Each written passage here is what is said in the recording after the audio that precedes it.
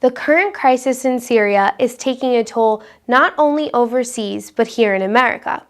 Just what role, if any, should America play when it comes to what some call policing other countries?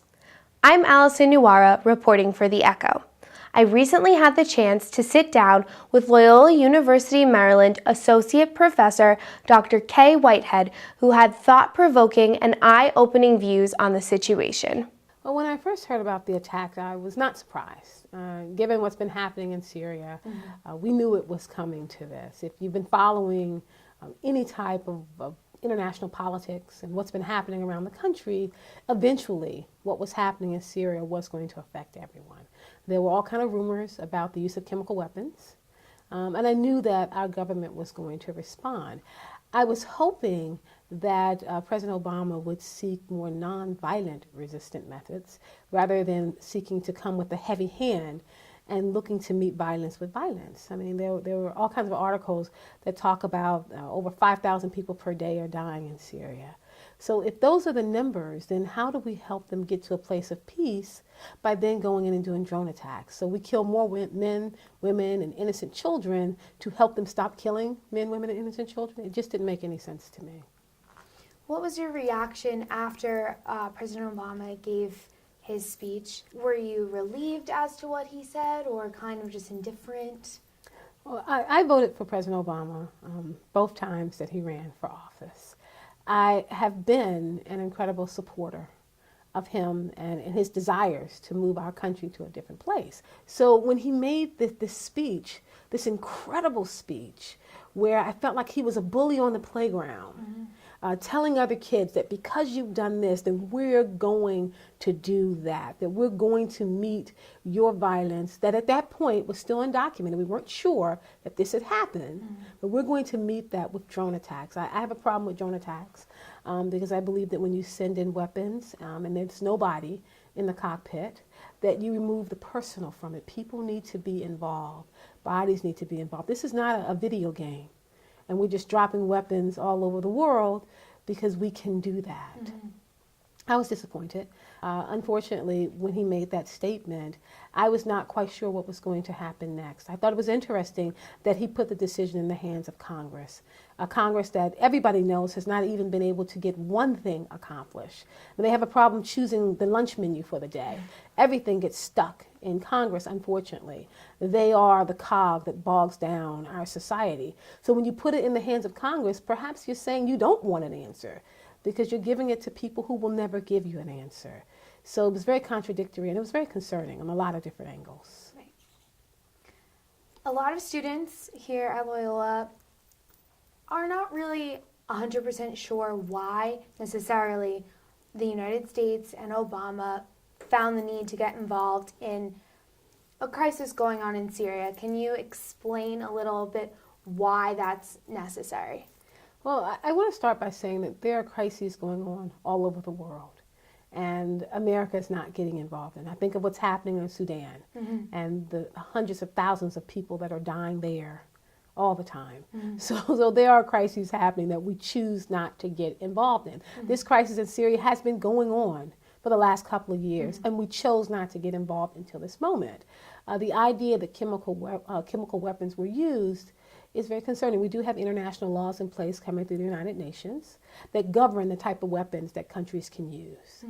President Obama, in his speech, said one thing that really resonated with me, that our concern was not about stopping the Syria of today, but really about sending a message to the Syria after this and the Syria after that. The idea that if Assad and Syria goes unpunished for using chemical weapons, then the next country will feel that it's okay to use them as well. I think America has a long history of being the police officers of the world. We move in and out of conflicts at will. We choose which ones will get our attention and which ones won't. So I was not surprised that we got involved. In fact, I think we needed to be involved. Can you tell me a little bit about your views about Russia and the United States' involvement now with trying to deal with what's going on in Syria? As I think about what's happening in Syria, and I think about Russia and America forming this alliance to come together to speak out against what is happening and the use of chemical weapons in Syria.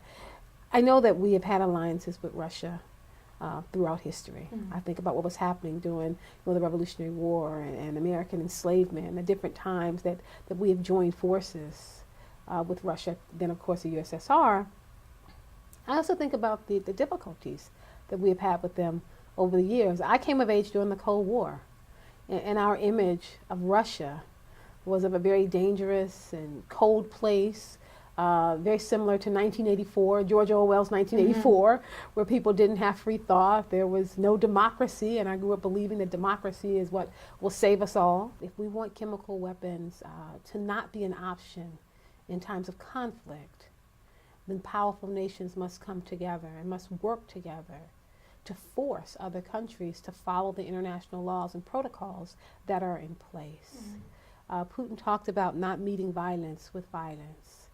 I was very surprised with that, given the fact that Putin has given weapons to Assad. I mean, he has worked with Assad over the years during this conflict. So I was surprised to hear that.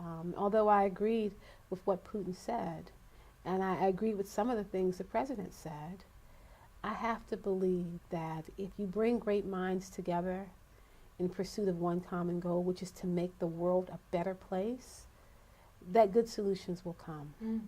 The first solution is to get countries to recognize and honor the protocols that came out of the United Nations. I agree with that. I also believe that our country, led by our president, should perhaps think twice before threatening other nations to follow laws and policies and procedures. I also think that we should begin to focus our efforts on what's happening domestically. How can we fight for peace abroad when we don't have peace at home? Here on Loyola's campus, I think that we are particularly challenged because we are at a Jesuit university.